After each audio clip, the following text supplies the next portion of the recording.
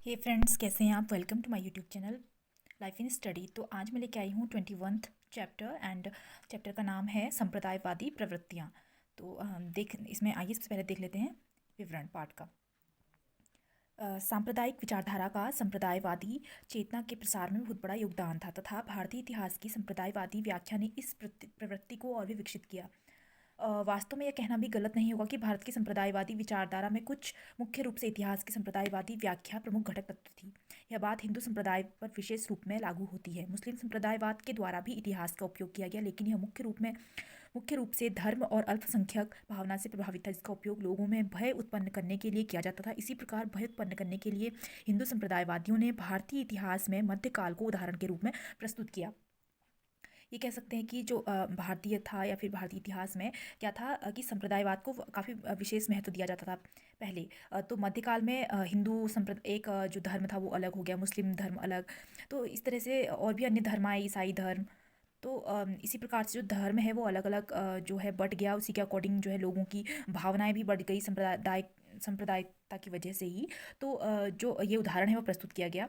विशेष रूप में विद्यालयों में पढ़ाए जाने वाले इतिहास ने सांप्रदायिकता की भावना के प्रसार में महत्वपूर्ण भूमिका का निर्वाह किया। जैसे कि इस ओर संकेत करते हुए गांधी जी ने कहा था कि जब तक पाठ्य पुस्तकों के माध्यम से हमारे स्कूलों और कॉलेजों में इस तरह का विकृत इतिहास पढ़ाया जाता रहेगा, तब तक हम कभी भी स्थायी रूप से अपने देश में सांप्रदायवादी सौहार्द स्थापित नहीं कर सकते हैं।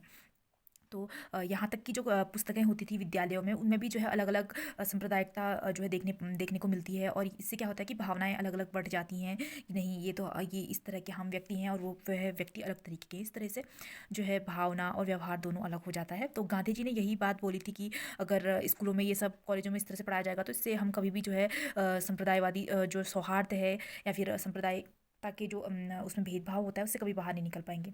इसी प्रकार राष्ट्रीय कांग्रेस द्वारा नियुक्त कानपुर दंगों की जांच समिति रिपोर्ट की प्रस्तावना में 1932 में लिखा गया था कि स्कूलों में पढ़ाए जाने वाले मध्यकालीन इतिहास की पुस्तकों में और दूसरी पुस्तकों में निहित संप्रदायवादी दृष्टि दोनों समुदायों के बीच दरार उत्पन्न करने में महत्वपूर्ण भूमिका निभा रही है तथा सबसे पहले इस प्रकार की ऐतिहासिक क्रांतियों तथा दुष्प्रभावों को रोकना होगा और हिंदू मुस्लिम समस्या के समाधान के लिए सबसे महत्वपूर्ण कदम होगा। कविता, नाटक, ऐतिहासिक उपन्यास, समाचार पत्र तथा पत्रिकाओं में छपने वाले लोकप्रिय लेखों, बच्चों की कविताओं, पैम्पलेटों और सार्वजनिक भाषणों के माध्यम से इतिहास का यह संप्रदायवादी दृष्टिकोण चारों ओर फैलता जा रहा था। इसमें उन लोकप्रिय माध्यमों के जरिए प्रसारित इन धारणाओं में कहीं भी इतिहास नहीं होता, लेकिन जनता के दिलो दिमाग में इतिहास का यही रूप बस जाता है। ध्यान देने की बात है कि 1947 के पहले भारतीय इतिहासकारों ने विद्वता या अनुसंधान के स्तर पर कभी भी जानबूझकर इतिहास लेखन में संप्रदायवादी दृष्टिकोण नहीं अपनाया, क्योंकि बुद्धिजीवी वर्ग पर धर्मनिरपेक्ष राष्ट्रवादी प्रभाव काम कर रहा था। लेकिन 1947 के बाद भी संप्रदायवादी शक्तियों ने भारत और पाकिस्तान में बुद्धिजीवी वर्ग में अपना स्थान बनाया। राजनीतिक नेताओं ने खुलकर इतिहास के संप्रदायवादी राजनीतिक नेताओं ने खुलकर इतिहास को संप्रदायवादी जामा पहनाया था। विद्यालयों में पढ़ाई जाने वाली पाठ्य पुस्तकों और लोकप्रिय लेखन आदि में इसकी झलक प्राप्त होती है। यहाँ एक बात महत्वपूर्ण है कि हालांकि हिंदू और मुसलमान एक दूसरे के विरोध में मोर्चा लेते हुए दिखाई देते हैं, लेकिन मूल रूप में इतिहास लेखन में वे एक ही तरह की संरचना तथा तर्क पद्धति अपनाते थे। उनमें सिर्फ यही अंतर होता है कि उनके इतिहास का खलनायक दूसरा धार्मिक समुदाय होता है। इतिहास के वैज्ञानिक अध्ययन से यह पता चलता है कि इतिहास के प्रति संप्रदायवादी दृष्टिकोण विश्लेषणात्मक और तथ्यात्मक दृष्टि से गलत है तथा यह संप्रदायवादी दृष्टिकोण अवैज्ञानिक अवैज्ञानिक राजनीति का प्रतिफलन था और जिससे विदेशी शासकों के द्वारा बोया गया था। बाद में संप्रदायवादियों ने अपने राजनीतिक उद्देश्यों के लिए सींचा। उपनिवेशवादी इतिहासकारों और व्याख्याकारों ने भारतवासियों के विषय में जो दृष्टिकोण बनाया था उसी को इसमें आधार बनाया गया था। भारतीय इतिहास को इसमें धार्मिक आधार पर विभाजित किया गया था, जिसमें प्राचीन भारत हिंदुओं के हवाले और मध्यकाल मुसलमानों के हवाले कर दिया गया था। हिंदू और मुसलमान दोनों इस प्रकार के संप्रदायवादी इतिहासकारों और राजनीतिज्ञों ने भारतीय अतीत की इस व्याख्या को स्वीकार किया था और इसके आधार पर उन्होंने अपना एक मनगढ़ंत विचार गढ़ा था कि शताब्दियों से हिंदू और मुसलमान दोनों आपस में लड़ते आए हैं। इतिहास के प्रति इस प्रकार का दृष्टिकोण भारतवासियों के बीच सामाजिक तनाव और वैमनस्य बढ़ाने के लिए जिम्मेदार है। तो एक्चुअली में जो सांप्रदायिकता है वो क्या है, अगर हम देखें तो धर्म समुदाय में भिन्नता कह सकते हैं। जो भी धार्मिक समुदाय हैं उनमें किसी का धर्म अलग होता है और अन्य वर्ग का धर्म अलग होता है। ये भी कह सकते हैं कि धर्म विशेष में किसी एक धर्म को हम ज़्यादा महत्व देते हैं, तो जो बाकी दूसरा अन्य धर्म है उसको हम महत्व ना देकर उन जो समुदाय के व्यक्ति हैं उनके हृदय पर जो है एक तरीके से नकारात्मक विचार देखने में आता है, जिसके परिणाम स्वरूप क्या होता है कि धार्मिक समुदाय में तनाव उत्पन्न होता है और झगड़े होते हैं। नकारात्मक जो है प्रतिस्पर्धा फिर कंपटीशन हो सकता है सांप्रदायिकता के जरिए। तो अब इसके बाद हम बढ़ते हैं इसका जो एक क्वेश्चन लिया है इसमें, ये क्वेश्चन जो है आया हुआ है, एक तो घुमा के क्वेश्चन आया है जो कि अभी मैंने विवरण में बताया, विवरण से ही रिलेटेड है। वो आया है दिसंबर 2015 में। और ये इस तरह का जो क्वेश्चन है, ये आया है कि संप्रदायवादी इतिहास लेखन की मुख्य विशेषताएं, तो वो आया है हमारा इसी तरह का, बट सेम नहीं है, है आंसर सेम उसका। तो वो आया है हमारा जून 2014 में। तो चाहे तो आप देख लीजिएगा इसको कि क्या रियल में क्वेश्चन आया है कि नहीं। और जगह तो मुझे क्वेश्चन नहीं मिला इस चैप्टर से, बट 2014 एंड 15 में आया है। 2014 जो आया है वो जून में, और दिसंबर में आया है 2015 में। तो बढ़ते हैं क्वेश्चन की ओर। संप्रदायवादी इतिहास लेखन की मुख्य विशेषताएं बताइए। संप्रदायवादी दृष्टिकोण का मानना है कि मुख्य मध्ययुगीन भारतीय इतिहास हिंदू मुस्लिम संघर्ष का इतिहास रहा है। हमेशा से हिंदू और मुसलमान दो विरोधी गुटों में विभाजित रहे हैं, जिनके बीच दुश्मनी, वैमनस्य, ईर्ष्या और शत्रुता का भाव विद्यमान रहा। हिंदू और मुस्लिम संस्कृतियां बिल्कुल भिन्न और विशिष्ट थी। अलग अलग धर्मों के होने के कारण हिंदू और मुसलमानों की संस्कृति बिल्कुल भिन्न थी और दोनों के बीच परस्पर शत्रुता का भाव रहता था।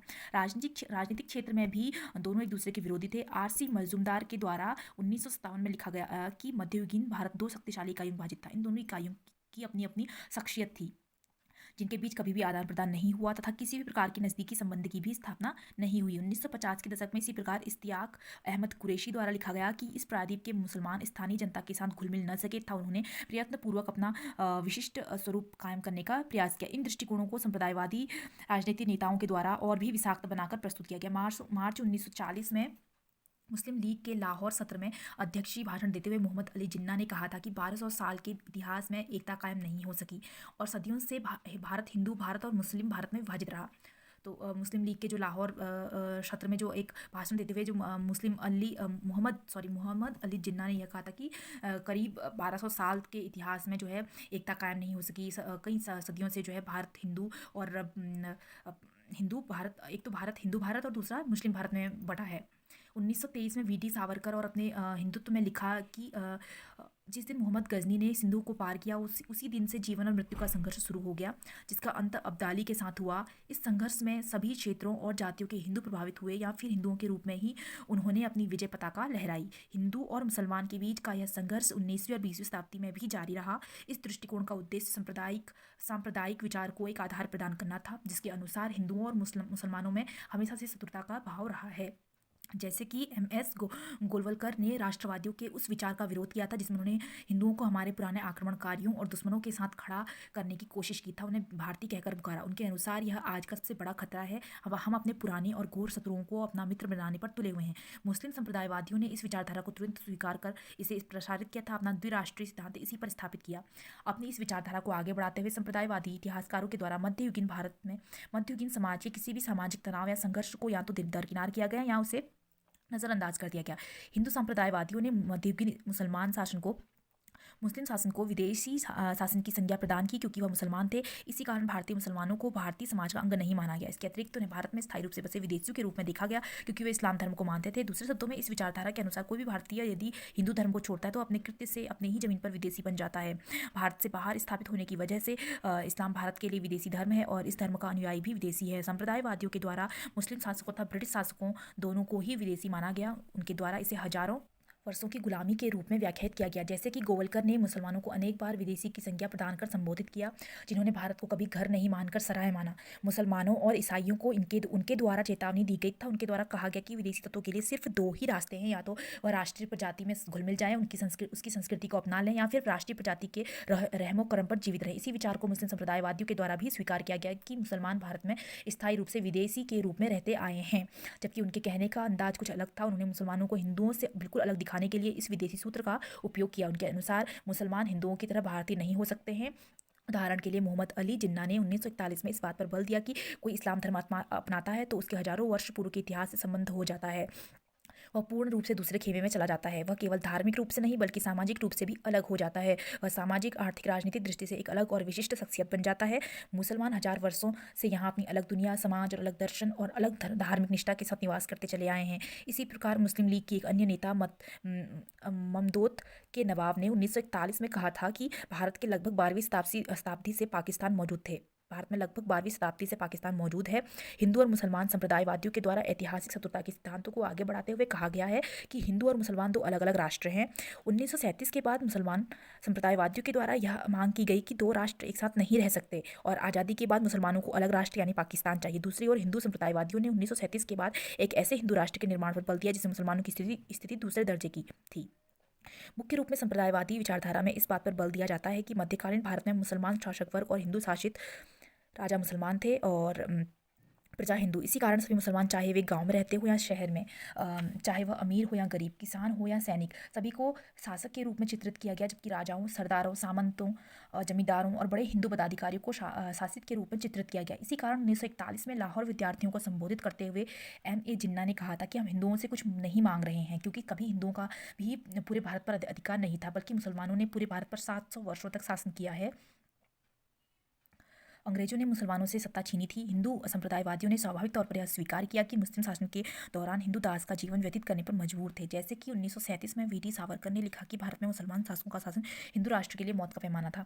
इसी विचारधारा को आगे बढ़ाते हुए यह तर्क दिया कि 19वीं और 20वीं शताब्दी के दौरान मुसलमानों के पास एक अच्छा अतीत था और उनके दिलो दिमाग पर शासक होने का खुमार छाया हुआ था, जबकि हिंदुओं के पास दुख और अपमान की स्मृति थी और उन पर गुलामी का साया मंडरा रहा था। इसी संदर्भ में एक और महत्वपूर्ण बात यह थी कि भारत में राजनीति और राजनीतिक सत्ता धर्म पर आधारित है और शासकों के बीच भी यह धार्मिक भिन्नता रही है। इसलिए भारतीय राज्य की प्रकृति धर्म और विशेष रूप में शासक के धर्म से निर्धारित होती रही है। यह भी कहा जाता है कि मध्ययुगीन राज्य का मुख्य उद्देश्य इस्लाम का प्रचार प्रसार भी करना था तथा इसका मुख्य कारण राज्य की प्रकृति थी, जिसके शासक मुसलमान थे। इन्हीं कारणों से मराठा साम्राज्य और मराठा सरदारों, राजपूत राजाओं और जाट जमींदारों के स्वायत्त राज्यों को हिंदू राज्य कहा गया, जिन्होंने हिंदू धर्म की रक्षा की।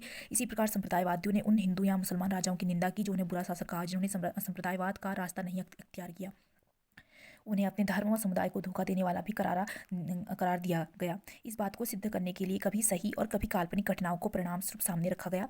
संप्रदायवादियों के द्वारा संस्कृति की धर्म आधारित परिभाषा को आधार बनाया और इसमें उच्च वर्गों के धर्म को ही आधार बनाया गया। यह माना गया कि चूंकि हिंदू धर्म और इस्लाम धर्म की परिभाषाएं अलग थी, उनके बीच न तो कोई साझा सांस्कृतिक आधार था और न ही उनके बीच कोई परस्पर संबंध। मुस्लिम संप्रदायवादियों ने भी अपना स्वर्ण युग कायम किया। वे जानते थे कि भारत के मध्ययुगीन अतीत को महिमामंडित करना इतना आसान नहीं है और वे प्राचीन काल के हिंदुओं की प्रशंसा करना नहीं चाहते थे। इसी कारण उन्होंने इस्लाम के स्वर्ण युग में भारतीयता की अपेक्षा अपने मुसलमान होने पर बल दिया। तो यहाँ पे ये जो है आंसर समाप्त होता है। फ्रेंड्स, अगर आपको मेरी वीडियोस अच्छी लगती हैं तो आप मेरी चैनल को सब्सक्राइब कीजिए, लाइक कीजिए वीडियोस को और कमेंट कीजिए, साथ में शेयर कीजिए अपने जो इग्नू के छात्र हैं उनको, हिंदी मीडियम के। तो मिलते हैं फ्रेंड्स नेक्स्ट यूनिट पे। उससे पहले किसी ने मुझे कमेंट किया था कि वीडियो क्वालिटी अच्छी नहीं है।